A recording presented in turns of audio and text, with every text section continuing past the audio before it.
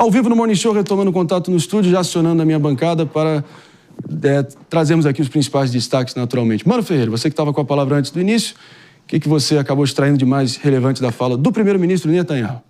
O Netanyahu busca o tempo todo continuar justificando as ações do seu governo no contexto do conflito em Gaza, sempre colocando em primeiro plano o sofrimento dos reféns que permanecem sob o jugo dos terroristas e buscando colocar os adversários de Israel como adversários não apenas do povo judeu, mas de todo o Ocidente, de todas as democracias. Dessa forma, ele busca tentar construir uma capacidade de resgatar o lugar que Israel ocupava antes do início desse conflito na comunidade internacional, representando a única democracia e, portanto, o único país que tem valores mais compatíveis com os valores ocidentais no Oriente Médio. Contudo, como mostra o próprio esvaziamento da Assembleia diante do discurso dele, essa postura não encontra eco na comunidade internacional no momento, que avalia que o conflito já foi longe demais e que a estratégia militar que Netanyahu insiste não conseguiu trazer de volta os reféns e, portanto, se esgotou como alternativa, num contexto em que boa parte da comunidade internacional clama por uma nova solução para esse conflito. Mas no discurso dele, ele enfatizou que publicamente as pessoas até condenam as ações dele, só que de forma privada as pessoas acabam elogiando. Eu não tenho a menor dúvida que isso acontece. Menor dúvida. Eu achei um discurso... Ele citou até nominalmente o chanceler alemão Friedrich Merz, né, que publicamente acabou dizendo: vocês estão fazendo um trabalho sujo por nós. Isso foi uma fala que repercutiu muito à época. Eu achei um discurso extremamente eficiente, apesar de não concordar 100% com o Netanyahu, mas um discurso extremamente eficiente. Destaco aqui alguns pontos. No início, ele trouxe a questão do apelo emocional, até ali com algo inovador, que é um QR Code atachado ali ao seu paletó, pedindo para as pessoas olharem, entrarem no site e relembrarem o que foi o terror do ataque de 7 de outubro, né? Então ele chamou aí os países ocidentais, essa questão dos valores ocidentais. É interessante ver como ele trouxe isso, né? Algo bastante inovador na Assembleia Geral da ONU. Ele falou por quase 1 hora, foi bastante ovacionado por quem esteve lá na Assembleia, apesar de ter tido, de fato, um esvaziamento dos países que se colocam contra o posicionamento de Israel. A gente vê uma comunidade internacional de fato dividida, porque quem ficou ali, inclusive me chamou a atenção, a delegação dos Estados Unidos estava presente e alguns diplomatas aplaudiram, então demonstrando aí que ainda, apesar de termos essas nações que se colocam publicamente contra o posicionamento de Netanyahu, ainda tem apoio e como ele falou, política acontece nos bastidores, até no sistema internacional. Discurso, e rapidamente, né? deixa eu só terminar, eu acho que ele deixou claro que Israel não vai ceder. Ele tem um ponto claro, ele vai até o fim nessa estratégia militar, que foi extremamente cirúrgica, como ele bem trouxe o exemplo de detonar os aliados do Hamas, os terroristas ali, como, né, a gente reconhece internacionalmente falando. Ele mencionou o Iêmen, dentre outros, e está decidido aí até o fim. É uma guerra em 7 frentes, como ele colocou, né? 7 frentes. Vamos com o David Tarso. Não, só que diante do discurso que ele fez, não mostra efetividade, porque a principal crítica a ele, qual que é? A liberação dos reféns. Não adianta nada ele ler no discurso da ONU sobre o nome dos 20 reféns que ainda estão por lá e não ter efetividade nas ações. E ele é muito contraditório no discurso dele, porque ele traz também uma questão dizendo: olha, você enfrenta realmente o Hamas, Hezbollah, os grupos terroristas, só que nascem outros. Então, assim, se nascem outros, ele precisa realmente rever as ações que são praticadas, né? De que qual é a efetividade das ações que ele pratica em relação ao combate ao extremismo. Então não tem efetividade na ação, precisa rever as estratégias que estão sendo utilizadas. Agora, algo que foi realmente relevante foi que ele pontou que há 5 anos atrás o mundo era outro, né? Os acordos de Abraão, que é a normalização das relações do Estado de Israel com diversos ali de seus vizinhos anteriormente que eram totalmente incompatíveis, né? A Arábia Saudita era a menina dos olhos do Netanyahu, né? Dada a relevância, teve com Omã, teve com Bahrein, teve com outros ali estados do Golfo, né? Mas acabou acontecendo 7 de outubro, que acabou frustrando os planos de normalização com a Arábia Saudita, que é o principal aliado contra o Irã, que fique claro. São as duas superpotências ali antagonistas, né? Agora sim, minha diretora Helena me orientou e é para lá que eu vou, diretamente com o Luca Bassani, com a repercussão imediata, que com certeza está sendo imensa, né, Bassani? Palavra é sua.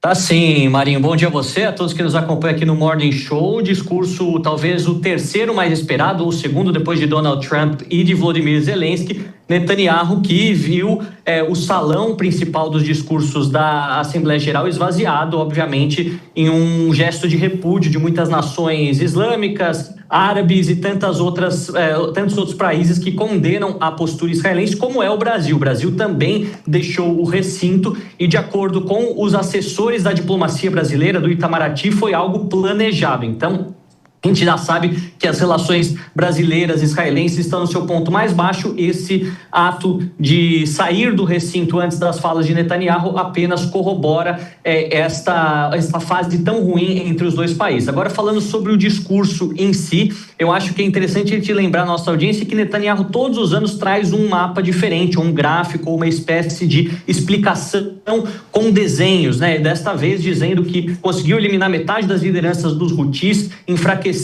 muito o Hezbollah, e de fato o Hezbollah está prestes a ser desarmado dentro do Líbano. Estive no Líbano recentemente e falando com os locais, é algo que é um anseio da população. O Hamas apenas forte na cidade de Gaza, e o grande inimigo talvez seja o Irã, que por mais que tenha sido enfraquecido com a operação Midnight Hammer, né, entre os norte-americanos e os israelenses, ainda é um país poderoso e com muito urânio enriquecido. Em relação ao reconhecimento da Palestina, Netanyahu trouxe números do legislativo, dizendo que não é uma política sua ou não reconhecimento, mas de todo o parlamento israelense e da nação de Israel como um todo, já que 99 dos 120 membros do Knesset, do parlamento israelense, votaram contra o estabelecimento de qualquer tipo de nação palestina. E aí fica sempre essa questão. A solução dos dois estados, proposta pelas Nações Unidas, formalizada em 1947,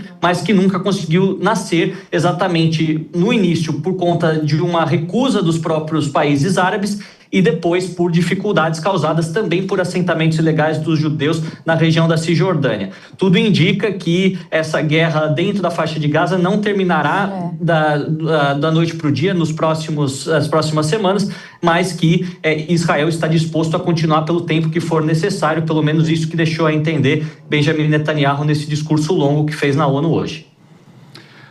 Bassani, até... Enfim, tendo repercussões culturais na sociedade como um todo, eu imagino que você esteja acompanhando o fato que a própria UEFA, que é o órgão organizador do futebol europeu, no qual a seleção israelense de futebol disputa as eliminatórias para a Copa do Mundo, claro, porque se disputasse com os seus vizinhos de região, provavelmente cada jogo ia terminar com um massacre, lamentavelmente, mas de qualquer forma a própria UEFA estaria se articulando para expulsar Israel dos seus quadros. É mais ou menos a dinâmica da Austrália, que joga ali na qualificação asiática, e Israel joga com os europeus, claro que por motivos diferentes, mas é impressionante como esse cerco, né, vai fechando e a opinião pública acaba sendo influenciada diretamente, né? Exato, Marinho. É bom a gente dizer que em Nova York, enquanto Netanyahu falava, muitas pessoas se manifestavam contra Netanyahu, dizendo que ele tem que deixar Gaza viver, tem que parar com o genocídio que acontece dentro de Gaza. Ao mesmo tempo, muitas pessoas com bandeiras de Israel e placas escritas "Bring them home", né? Traga-os de volta a casa, em uma referência aos reféns que continuam dentro dos calabouços da faixa de Gaza. Outro fato que eu acho que é relevante a gente trazer como uma pequena análise é que ele diz que os líderes ocidentais criticam publicamente as ações de Israel, mas a portas fechadas agradecem por uma luta que Israel faz por todos, fazer o trabalho sujo que os ocidentais não querem fazer, vendo o crescente radicalismo islâmico também dentro dos seus próprios países, como a gente vê desde 2015 dentro da Europa. E, ao mesmo tempo, fala que o reconhecimento da Palestina por outras nações agora é uma recompensa direta aos terroristas,